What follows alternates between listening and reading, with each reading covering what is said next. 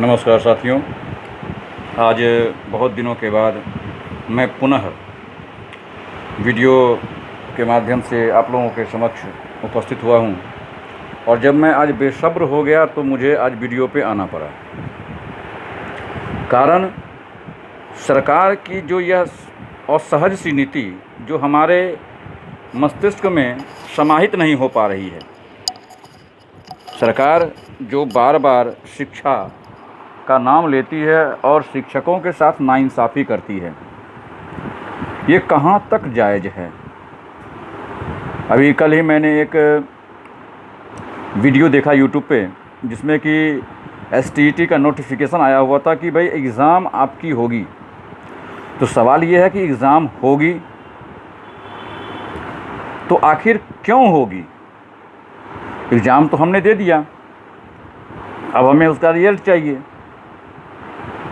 और अगर आप रिजल्ट देने में सक्षम नहीं हैं तो एग्ज़ाम लेते क्यों हैं। जिन व्यक्तियों के द्वारा, मैं किसी व्यक्ति विशेष का चर्चा नहीं करूंगा, मैं अभी स्पष्टीकरण यह करना चाहूँगा कि बार बार जो अलग अलग नोटिफिकेशंस आते हैं कि भाई ऐसे होगा एग्ज़ाम, ऐसे होगा एग्ज़ाम, आखिरकार एग्ज़ाम होने और ना होने का उद्देश्य क्या है। कोई कहते हैं कि भाई 4 सेंटरों पे गड़बड़ी हुई। आनंद किशोर जी कहते हैं कि परीक्षा बिल्कुल ही स्वच्छ और साफ़ सुथरी हुई। और मेरा भी यह मानना है कि मैं आनंद किशोर जी का की बातों से पूर्णतः सहमत हूँ कि परीक्षा पूर्णतः निष्पक्ष भावना से हुई थी। परीक्षा केंद्रों पे जैमर लगा हुआ था। यहाँ तक कि सभी छात्रों को 9:30 बजे प्रवेश करवा दिया गया था परीक्षा केंद्र के अंदर। आखिर सवाल यह है कि जब 9:30 बजे प्रवेश करवा दिया गया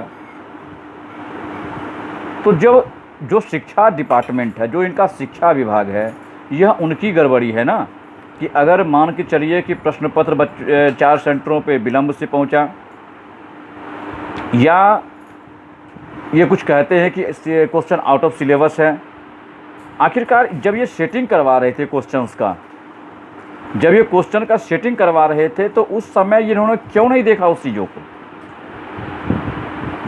अब मैं ये जानना चाहूँगा कि अभी सभी दल, मैं किसी खास व्यक्ति विशेष के विषय में कदापि नहीं कहूँगा, क्योंकि देखिए एक व्यक्ति के विशेष बारे में कहना बहुत ही मुश्किल है और ये एक कटाक्ष हो जाती है, तो यह मैं कहना नहीं चाहूँगा।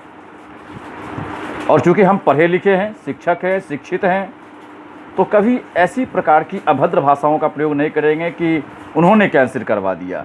मेरा ये मानना है कि हमारे हाई कोर्ट में जब आलोक जी और कुछ चंद हमारे एसटीईटी के मित्र ने जब केस किया और केस कोर्ट में चल रहा है और अभी जान रहे हैं कि कोरोना काल है, कोरोना काल में क्या हम सभी को, एक तरफ तो सरकार कहती है कि you will stay at home, keep safe yourself, then how can they publish the examination date and again say come out from your home. What we can do, I can't understood this type of things. अब suppose कीजिए, मान लिया जाए कि अगर 4 केंद्रों पे धांधली हुई, मान लिया जाए, जिस समय लोकसभा या विधानसभा का चुनाव होता है, तो क्या सभी चुनावी केंद्र पर अच्छी रूपों से एग्ज़ाम होता है?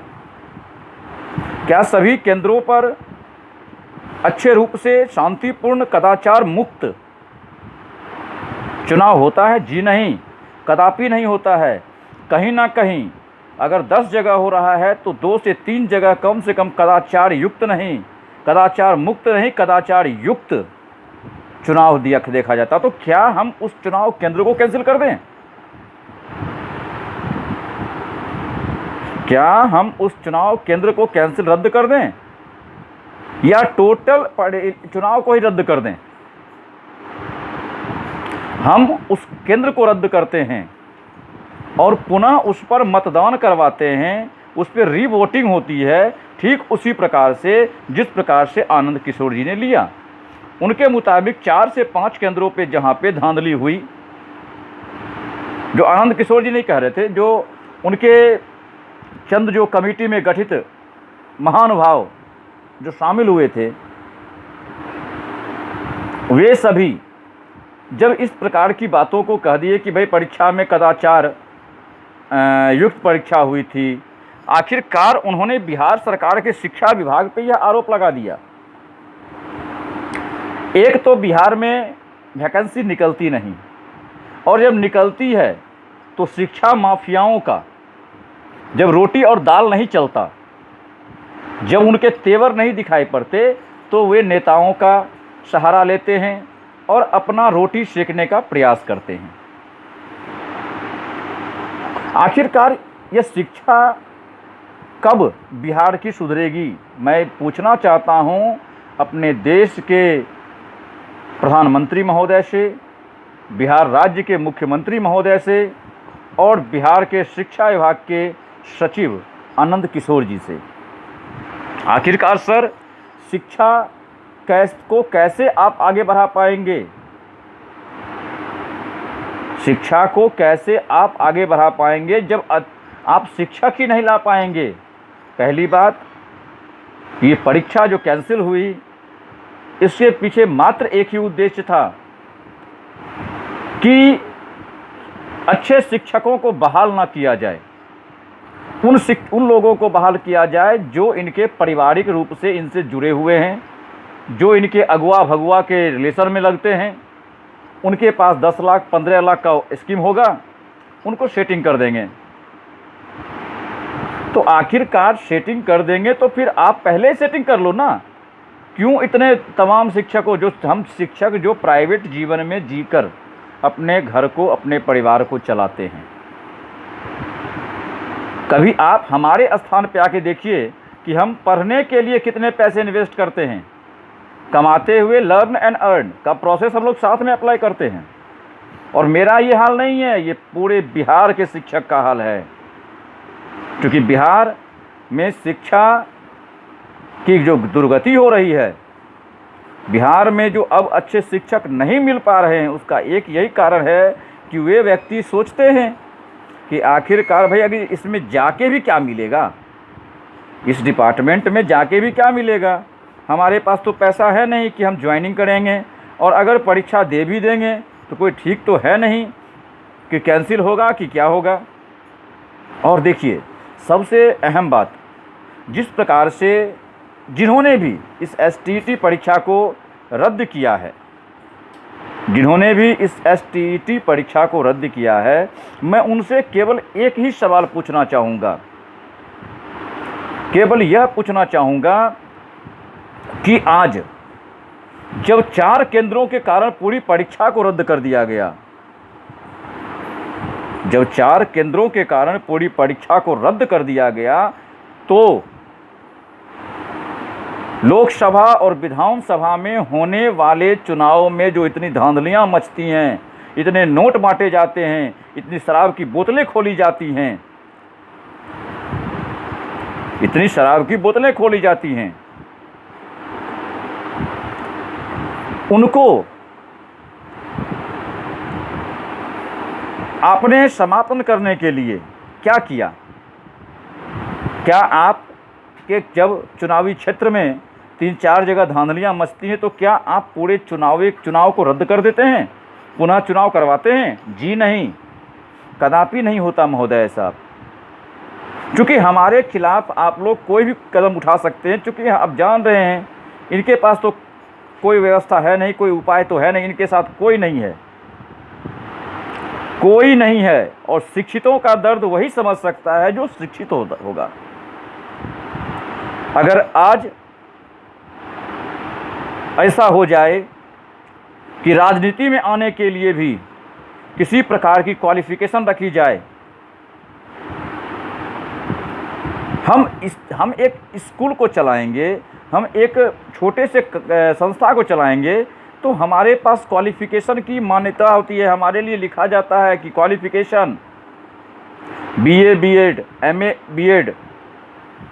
और आप शिक्षा नीति के तहत अपने इस मांग को पूरा करवाते हैं। उसके साथ साथ आप ये भी कहते हैं कि इनके साथ अनुभव होना चाहिए, चाहे आप किसी भी स्कूल में काम करें। तो कभी आपने ये सोचा है कि एक प्राइवेट स्कूल में काम करने वाला शिक्षक कितनी वेतन पाता होगा? और जितना वेतन उसे मिलता है, क्या उससे उसका भरण पोषण हो पाता है? जी नहीं। एक तो वैसे ही अभी कोरोना काल में स्कूल को बहुत दिनों से बंद किया गया है, बहुत लोगों की जॉब चली गई है, बहुत लोग काम को छोड़कर बैठे हुए हैं। क्यों? उनके लिए गवर्नमेंट ने क्या किया? केवल एक नोटिफिकेशन आया कि भाई एग्ज़ाम रद्द हो गया, फिर से एग्ज़ाम करवाओ।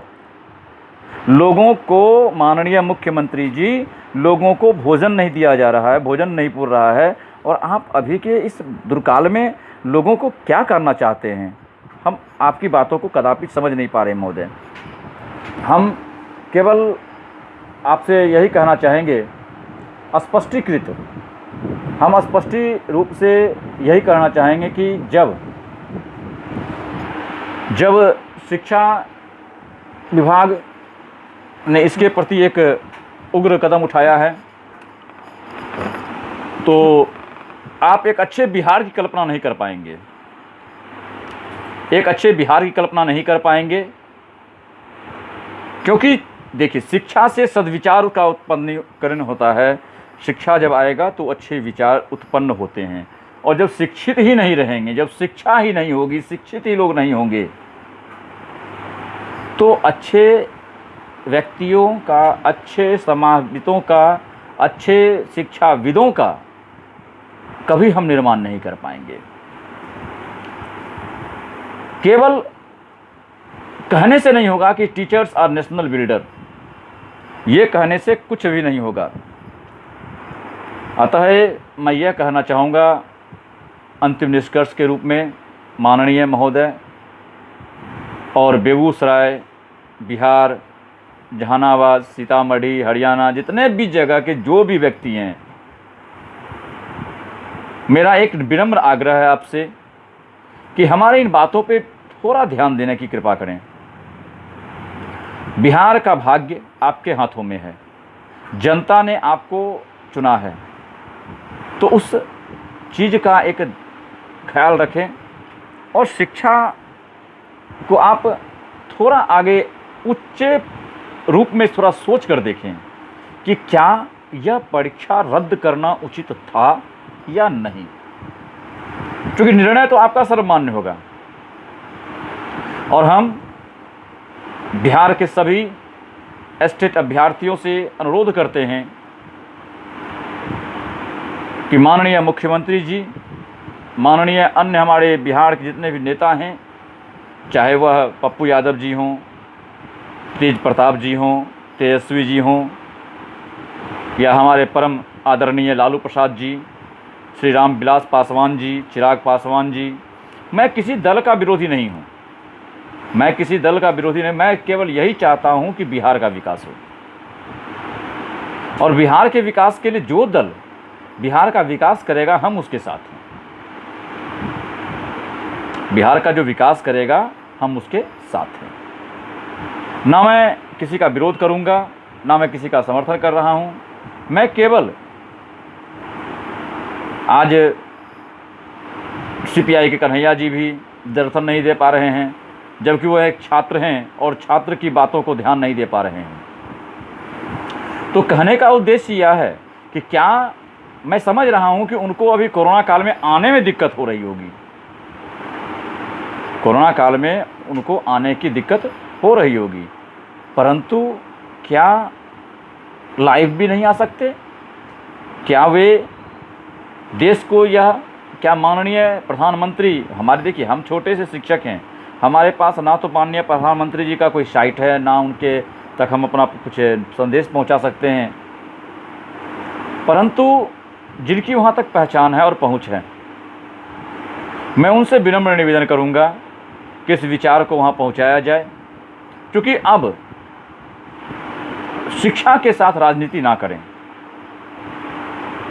शिक्षा के साथ राजनीति ना करें, क्योंकि यह इससे बिहार का भविष्य अंधकार में चला जा सकता है। आगे मैं पुनः आपसे अपने अगले वीडियो में मिलूँगा। तत्कालिक मैं अभी अपनी बातों को विराम करता हूँ। जय हिंद, जय भारत, धन्यवाद।